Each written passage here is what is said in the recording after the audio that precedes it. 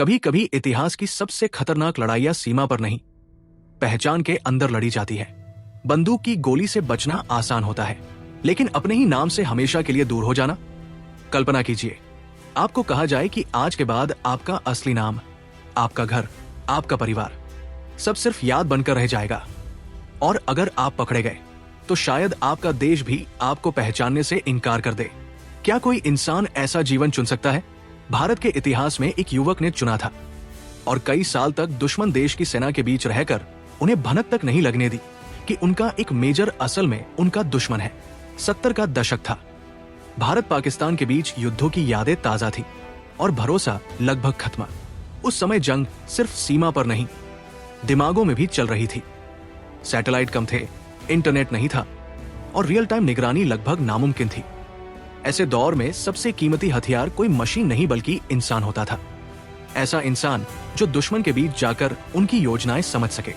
इसी वजह से भारत की खुफिया agency research and analysis wing ऐसे लोगों की तलाश में रहती थी जिनमें साहस के साथ अभिनय की क्षमता भी हो, क्योंकि जासूस को गोली चलाने से पहले किरदार निभाना आना चाहिए। 1973 की एक गर्म शाम लखनऊ के एक नाट्य समारोह में भीड़ तालियां बजा रही थी। मंच पर एक युवा कलाकार फौजी अफसर का रोल निभा रहा था।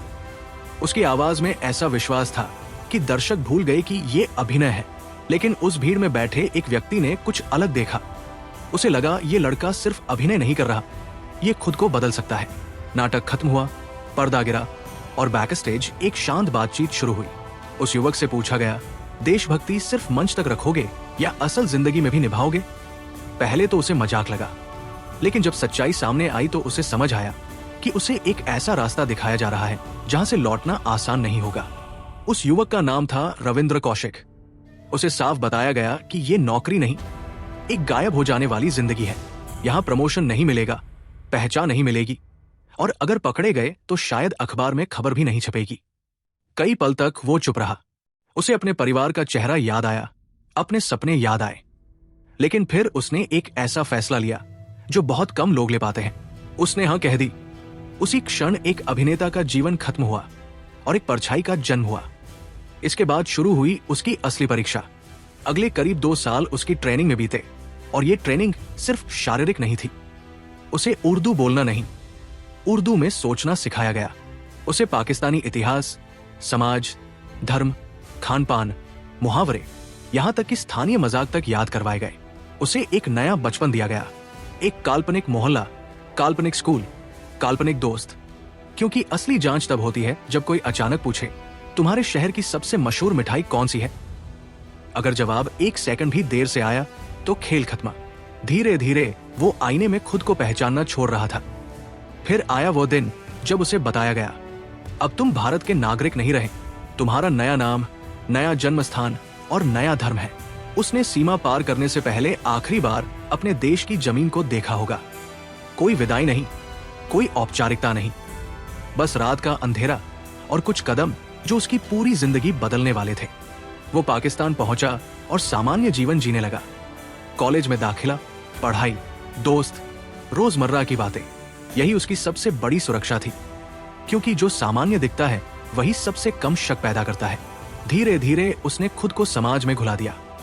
सालों की मेहनत के बाद उसने पाकिस्तानी सेना में प्रवेश हासिल कर लिया।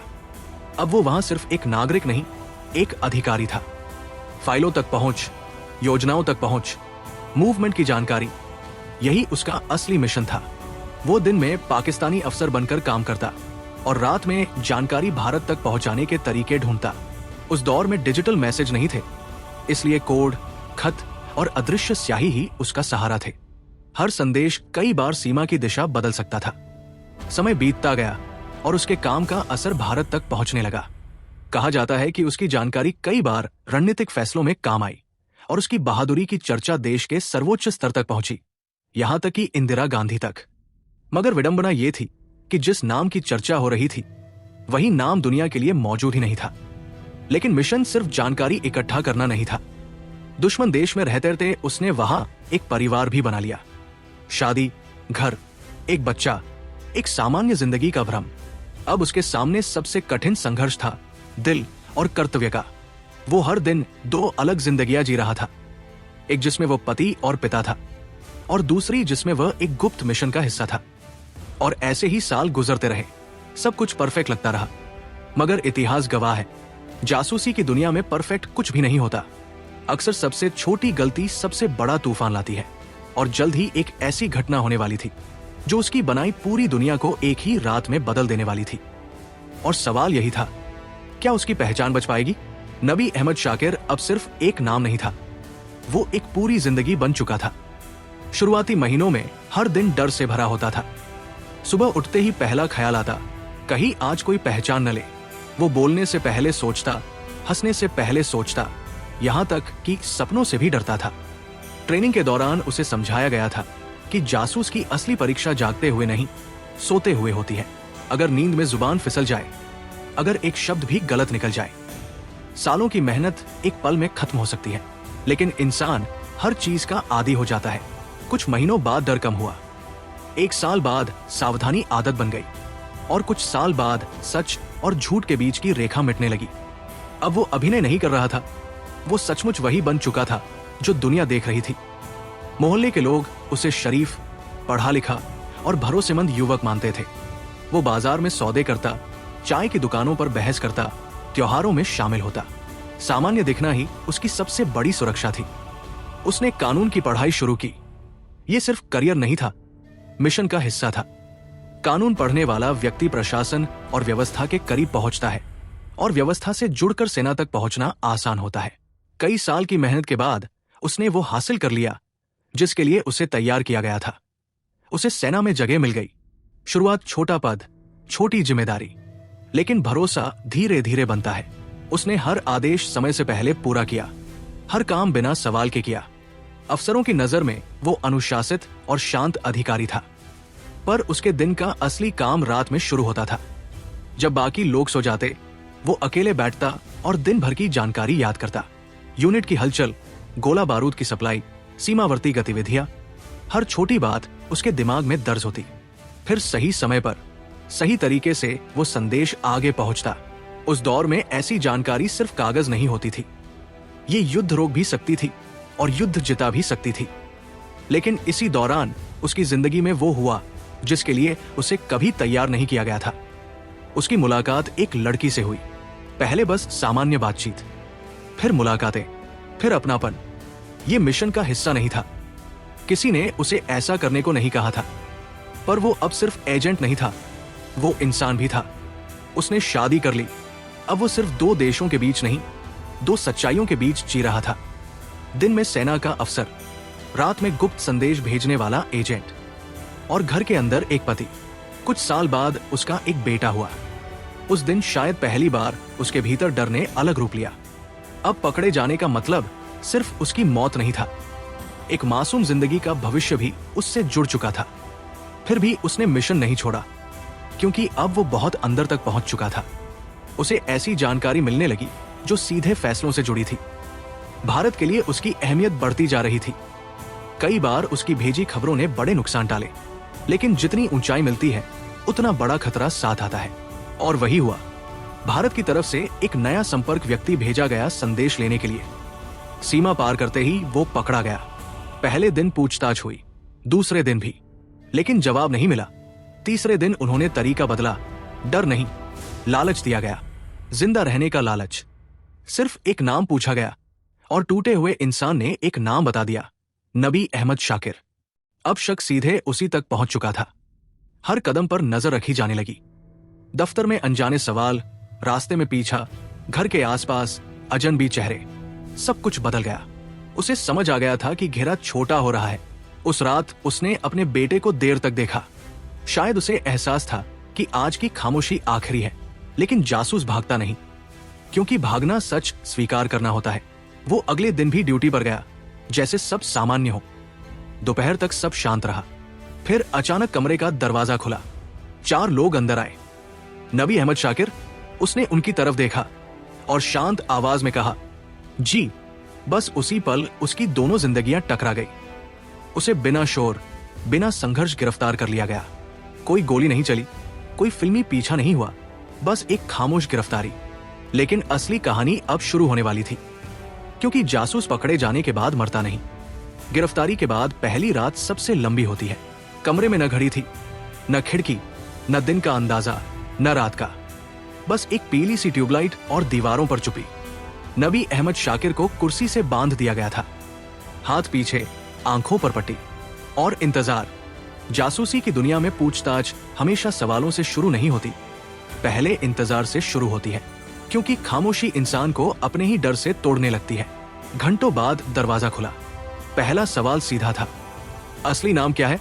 उसने जवाब दिया, नबी अहमद शाकिर। थप्पड़ पड़ा। दूसरा सवाल, किसके लिए काम करता है? जवाब वही, मैं पाकिस्तानी अफसर हूं। उस रात पूछताछ खत्म नहीं हुई, वो शुरू हुई थी। पहले दिन सिर्फ मारपीट हुई, दूसरे दिन नींद छीन ली गई, तीसरे दिन खाना बंद, चौथे दिन पानी नापा गया। शरीर से पहले दिमाग तोड़ा जाता है। ये पूछताछ करने वालों का तरीका होता है। वो जानते थे कि हर इंसान की एक सीमा होती है, बस उन्हें वही सीमा ढूंढनी थी। लेकिन एक समस्या थी, उन्हें पूरा यकीन नहीं था।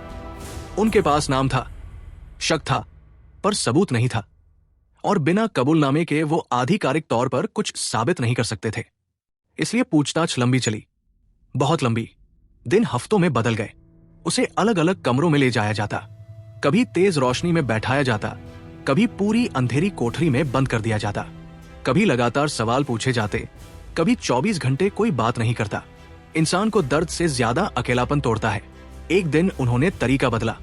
उसके सामने कुछ फाइलें फेंकी गई और एक तस्वीर, उसकी पत्नी की, फिर उसके बेटे की। पहली बार उसकी सांस अटक गई। आवाज आई, सच बता दो, उन्हें कुछ नहीं होगा। उसने नजरें बंद कर ली। उस पल उसके अंदर दो जिंदगियां लड़ रही थी, एक पिता और एक एजेंट। अगर वो बोल देता तो वो जिंदा रह सकता था, शायद परिवार भी सुरक्षित रहता। अगर नहीं बोलता तो जो हो रहा था वो चलता रहता। उसने कुछ नहीं कहा। उस दिन के बाद पूछताछ और कठोर हो गई। समय की पहचान खत्म होने लगी। शरीर कमजोर होता गया। कई बार वो बेहोश हुआ, कई बार उसे होश में लाया गया सिर्फ पूछताछ जारी रखने के लिए। लेकिन जवाब वही रहा, मैं पाकिस्तानी अफसर हूं। पूछताछ करने वालों को समझ आ गया कि ये सामान्य आदमी नहीं है। या तो ये बहुत बड़ा झूठ बोल रहा है या बहुत बड़ा सच छुपा रहा है। महीनों बाद आखिरकार मामला अदालत तक पहुंचा। अब कहानी बंद कमरे से खुली जगह पर आई, लेकिन राहत नहीं मिली। मुकदमा भी लगभग तय नतीजे जैसा था। उस पर जासूसी का आरोप लगा। सबूत परिस्थितिजन्य थे, कबूलनामा नहीं था। फिर भी फैसला सख्त था। उसे लंबी सजा दी गई। अब पूछताछ खत्म हो गई थी, पर सजा शुरू हुई थी। जेल की जिंदगी पूछताछ से अलग होती है। वहां हर दिन धीरे धीरे गुजरता है। कोई सवाल नहीं पूछता, कोई जवाब नहीं चाहिए, बस समय काटना होता है। लेकिन उसके लिए हर दिन एक ही सवाल लेकर आता था, क्या भारत जानता है कि मैं जिंदा हूं? साल गुजरने लगे। बाहर दुनिया बदल रही थी। सरकारें बदली, हालात बदले, रिश्ते बदले, लेकिन एक कैदी की पहचान नहीं बदली। जेल में कुछ लोग उसे शक की नजर से देखते, कुछ सम्मान से, क्योंकि धीरे धीरे कहानी फैल चुकी थी। ये आदमी शायद जासूस है, लेकिन उसने कभी कबूल नहीं किया। ऐसे लोग दुश्मन देश में भी अजीब सम्मान पा लेते हैं। सबसे कठिन दिन वो होते थे जब मुलाकात होती। उसकी पत्नी आती, बच्चा बड़ा हो रहा था। वो उससे पूछता, आप कब घर आएंगे? और उसके पास कोई जवाब नहीं होता, क्योंकि सच वो बता नहीं सकता था और झूठ अब बोलना सबसे भारी लगने लगा था। सालों बाद एक दिन खबर आई, कैदियों की अदला बदली हो सकती है। उस रात उसने शायद पहली बार उम्मीद महसूस की। शायद अब वो उस जमीन को देख पाएगा जहां से वो गया था। शायद उसका असली नाम फिर से लिया जाएगा। लेकिन जासूस की जिंदगी में उम्मीद भी निश्चित नहीं होती, क्योंकि सीमा पार जाने से पहले एक आखिरी सवाल हमेशा खड़ा होता है, क्या देश तुम्हें पहचान लेगा या तुम सिर्फ एक अनजान कैदी बनकर रह जाओगे? सालों की कैद इंसान को बूढ़ा कर देती है, लेकिन सबसे ज्यादा थका देती है इंतजार। नबी अहमद शाकिर अब उस नाम को खुद भी अजनबी की तरह सुनने लगा था। जेल की दीवारों के बीच उसका हर दिन लगभग एक जैसा था। गिनती, खाना, खामोशी और यादें। उसे अपने असली नाम की आवाज सुने हुए बरसों गुजर चुके थे। कभी कभी उसे डर लगता था कि अगर कोई अचानक उसका असली नाम पुकार दे तो क्या वो खुद मुड़कर देखेगा भी या नहीं। फिर एक दिन सुबह कुछ अलग हुआ। गार्ड ने दरवाजा खोला और कहा, तैयार हो जाओ, रिहाई का आदेश आया है। पहले उसे यकीन नहीं हुआ। जासूस उम्मीद करना छोड़ देता है, क्योंकि उम्मीद टूटने का दर्द सबसे गहरा होता है। लेकिन इस बार सच था, कैदियों की अदला-बदली तय हो चुकी थी। उसे सीमा तक ले जाया जाना था। कई साल बाद उसने पहली बार खुला आसमान बिना सलाखों के देखा। रास्ते भर वो चुप रहा, शायद उसके अंदर यादें तेजी से लौट रही थी। वो रात जब उसने सीमा पार की थी और आज जब वो वापस जा रहा था। फर्क सिर्फ इतना था कि तब वो एक पहचान छोड़कर गया था और अब एक पहचान पीछे छोड़कर लौट रहा था। वाघा बॉर्डर पर दोनों देशों के अधिकारी मौजूद थे। कागजात चेक हुए, नाम पुकारे गए। जब उसकी बारी आई तो पहली बार एक भारतीय अधिकारी ने उसका असली नाम लिया। उस पल वो कुछ सेकंड तक स्थिर खड़ा रहा, जैसे किसी ने उसके अंदर दबी हुई जिंदगी वापस जगा दी हो। उसने धीरे से कदम आगे बढ़ाया और सीमा पार कर ली। वो भारत वापस आ चुका था। लेकिन कहानी यहां खत्म नहीं हुई। यहीं से उसका सबसे अजीब अध्याय शुरू हुआ। जासूसी की दुनिया में वापसी हमेशा सम्मान के साथ नहीं होती। कई मिशन आधिकारिक रिकॉर्ड में होते ही नहीं। सरकारें खुलकर स्वीकार नहीं करती, क्योंकि स्वीकार करना मतलब बहुत कुछ मान लेना होता है। उसके साथ भी कुछ ऐसा ही हुआ। उससे पूछताछ हुई, लंबी। उसने जो जानकारी दी उसे दर्ज किया गया, लेकिन सार्वजनिक तौर पर कुछ भी घोषित नहीं हुआ। वो उम्मीद कर रहा था कि अब उसे वो पहचान मिलेगी जिसके लिए उसने जवानी, परिवार और जीवन दांव पर लगाया था। पर बाहर की दुनिया बदल चुकी थी। जिन लोगों ने उसे भेजा था उनमें से कई रिटायर हो चुके थे, कई इस दुनिया में नहीं रहे और कई उसे पहचानते ही नहीं थे। सबसे कठिन पल वो था जब वो अपने ही देश में आम आदमी की तरह खड़ा था, बिना पहचान के। न कोई पदक, न कोई घोषणा, न कोई समारोह। एक जासूस की सबसे बड़ी सच्चाई यही होती है। उसकी सबसे बड़ी जीत भी अक्सर गुमनाम रहती है। उसने सामान्य जीवन शुरू करने की कोशिश की, छोटी नौकरी, साधारण दिनचर्या, लेकिन अतीत सामान्य नहीं था। रात को नींद खुल जाती, दरवाजे की आहट पर वो चौंक जाता और भीड़ में चलते हुए भी उसे लगता कोई पीछा कर रहा है। सालों की दोहरी जिंदगी अचानक खत्म नहीं होती, वो आदत बन जाती है। कभी कभी लोग उससे पूछते, इतने साल कहां थे? वो मुस्कुरा देता, क्योंकि सच बताना मना था और झूठ बोलना अब संभव नहीं था। समय के साथ धीरे धीरे कुछ सच्चाइयां सामने आई। लोगों को पता चलने लगा कि वो कोई सामान्य कैदी नहीं था। कुछ पूर्व अधिकारियों ने उसकी कहानी बताई, कुछ दस्तावेज सामने आए। तब जाकर लोगों ने समझा कि उसने क्या खोया था। सिर्फ आजादी नहीं, बल्कि पहचान, परिवार और पूरा एक जीवन। पर तब तक बहुत देर हो चुकी थी। उसका बेटा, जो कभी उसे अब्बू कहकर पुकारता था, दूसरे देश में बड़ा हो चुका था। उसकी पत्नी की जिंदगी अलग रास्ते पर जा चुकी थी और वो खुद दो देशों के बीच बंटी यादों के साथ अकेला रह गया। देश के लिए काम करने वाला आदमी आखिर में अपने ही अतीत का गवाह बनकर रह गया। लेकिन शायद यही जासूस की नियति होती है। सीमा पर खड़े सैनिक को लोग सलाम करते हैं, पर सीमा के पार खड़े जासूस को इतिहास भी धीरे से याद करता है। उसने कभी मंच पर अभिनय करने का सपना देखा था। आखिर में उसने दुनिया का सबसे लंबा किरदार निभाया, इतना सच्चा कि लोग उसे पहचान ही नहीं पाए।